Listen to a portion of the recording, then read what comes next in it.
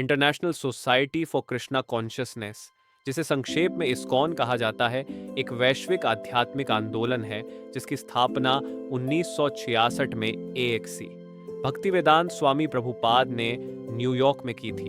इसका उद्देश्य है भगवान श्री कृष्ण की भक्ति और भगवद गीता के संदेश को पूरी दुनिया में फैलाना।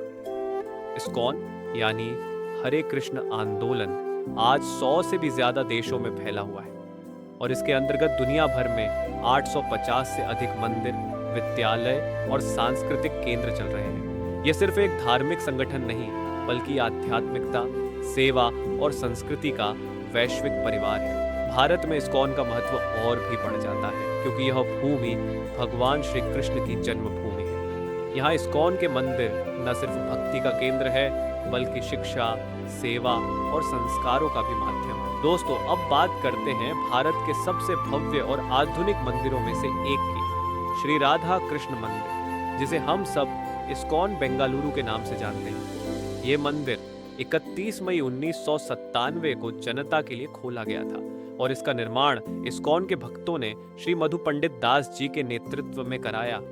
ये मंदिर बेंगलुरु के राजाजीनगर क्षेत्र की हरे कृष्णा हिल पर लगभग 7 एकड़ भूमि पर फैला हुआ है।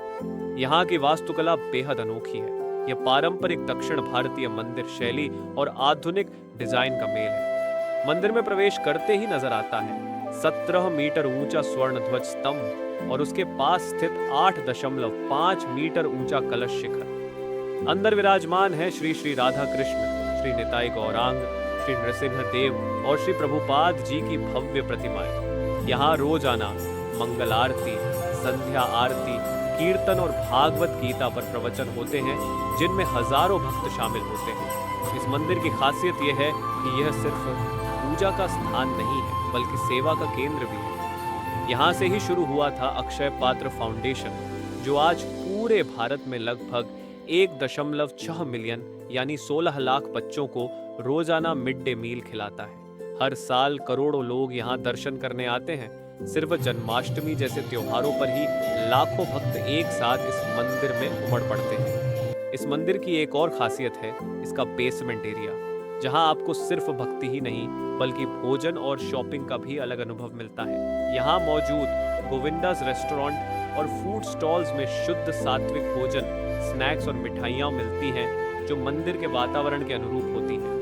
साथ ही यहाँ बने बुक शॉप्स और गिफ्ट शॉप्स से आप भगवत गीता, आध्यात्मिक पुस्तकें, जपमाला, भगवान की प्रतिमाएं और कई तरह के स्मृति चिन्ह, सोवेनिर्स घर ले जा सकते हैं। हालांकि कुछ लोग कहते हैं कि यह व्यावसायीकरण की तरह लगता है, लेकिन समर्थकों का मानना है कि इससे भक्तों को आध्यात्मिक साहित्य और सात्विक भोजन आसानी से उपलब्ध हो जाता है और जो आमदनी होती है वह मंदिर और अक्षय पात्र सेवा जैसे प्रोजेक्ट्स में उपयोग होती है।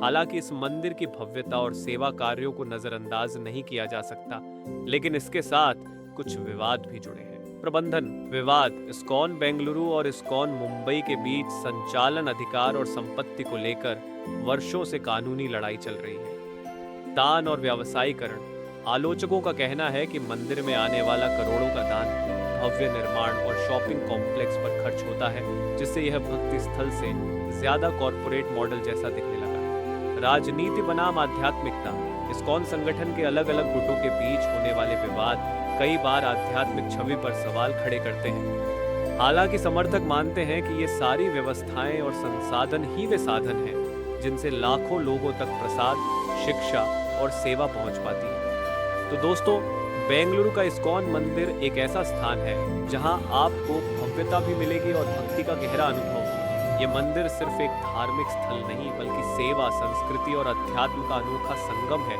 जिसके अपने उजाले हैं और कुछ साए भी। लेकिन एक बात तय है, यहाँ आने वाला हर व्यक्ति अपने साथ शांति और भक्ति का अमूल्य अनुभव लेकर जाता है। अगर आपको यह वीडियो जानकारी पूर्ण लगा हो तो इसे लाइक और शेयर जरूर करें और ऐसे ही इतिहास, संस्कृति और रोचक तथ्यों से जुड़े वीडियो देखने के लिए हमारे चैनल को सब्सक्राइब करना न भूलें।